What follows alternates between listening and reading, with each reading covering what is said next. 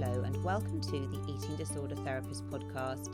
This is a podcast to help you find peace with food and overcome disordered eating. And I'm Harriet Frew, aka the Eating Disorder Therapist. And I'm so excited to share with you all kinds of stories, tips, information and guest interviews to help you on your journey in finding peace with food. So thank you so much for listening today.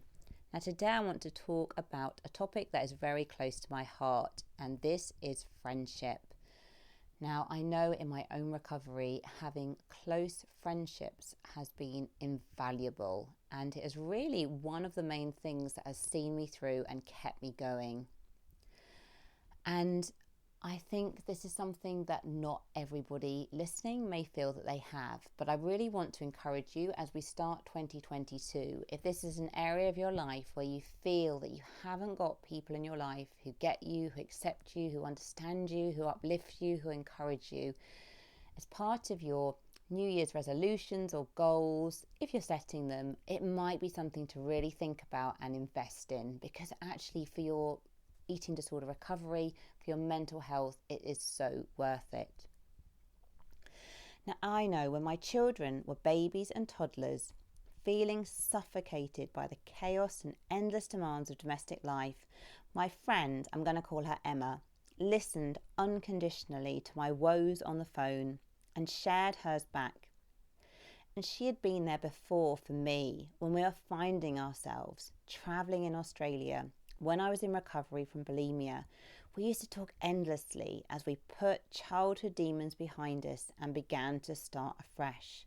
Now I know we both weren't really able to talk to people in our families at the time, and we found so much connection and support and solace in being able to support each other and to be able to kind of get each other.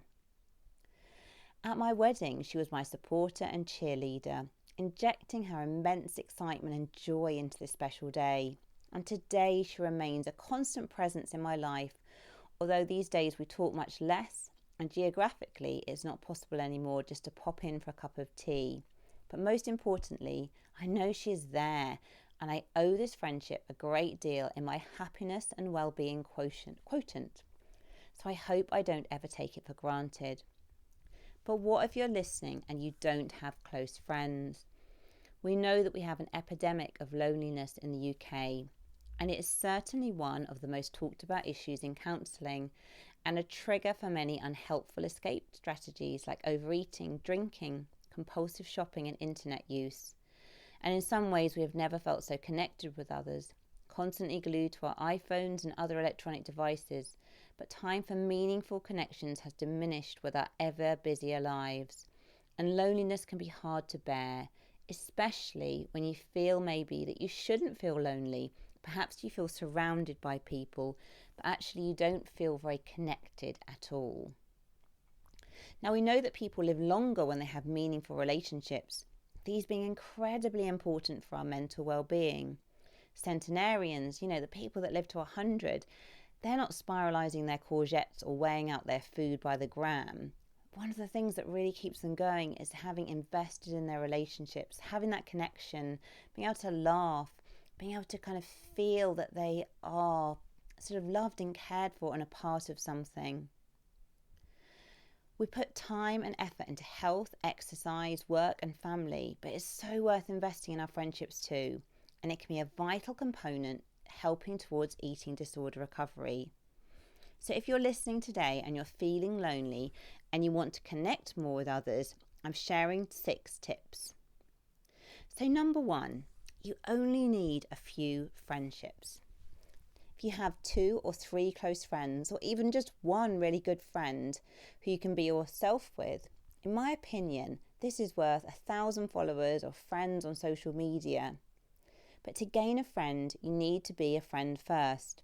So if you're feeling lonely, scale down the time spent on social media, scrolling through feeds and having more superficial interactions, and scale up the time, as is possible with COVID, meeting face to face or talking on the phone to someone. Now I know something that I often do, because people are busy, is if I really want to connect with someone and I think they're probably not available right now, I'll often send them a voice note. And I do this regularly with my sisters. I do it regularly with my 2 or 3 of my closest friends.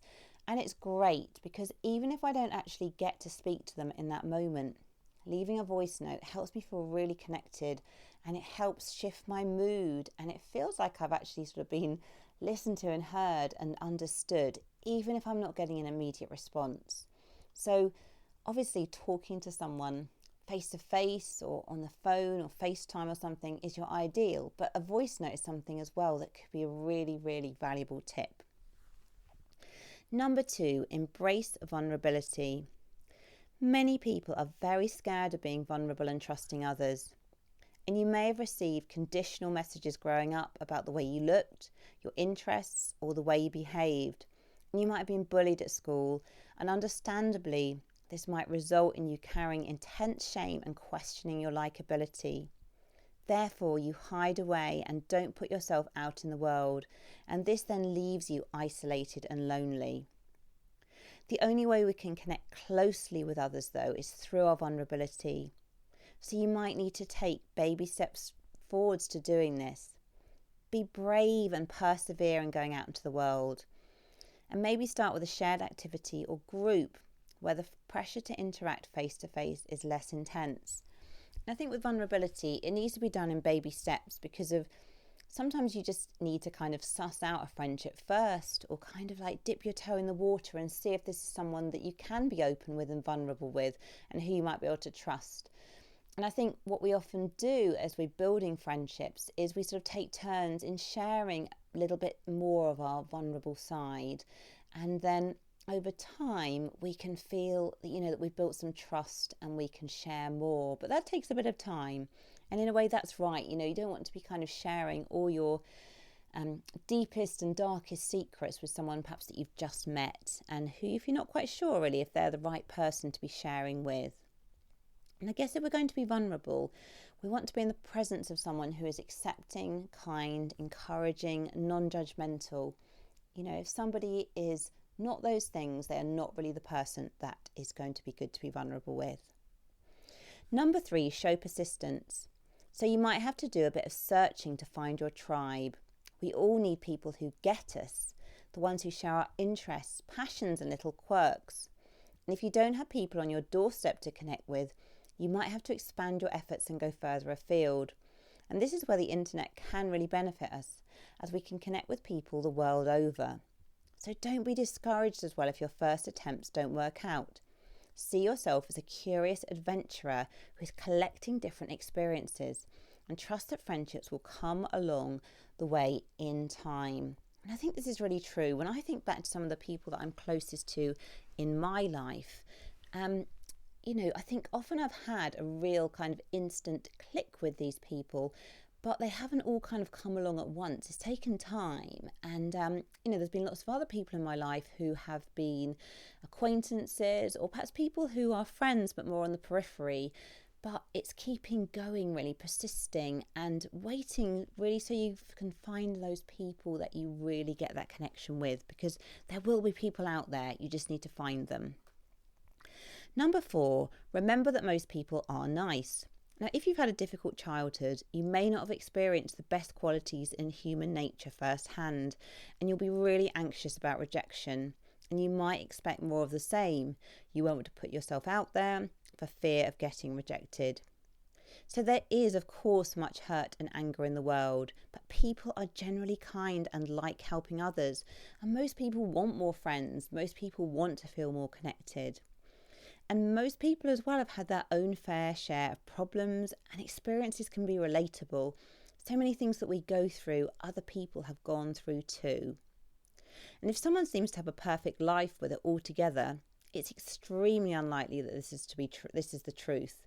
They're just very good probably at showing you the bits that they want you to see.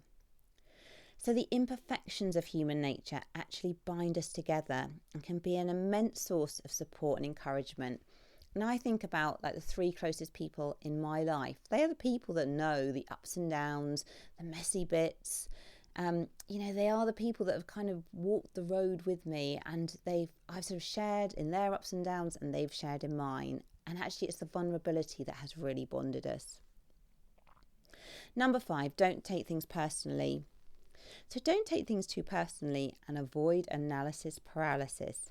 So sometimes if a friend cancels, it's genuinely because they are busy or have their own struggles. So instead, actually recognise your own worth rather than assuming the worst case scenario, for example, that you're really unlikable.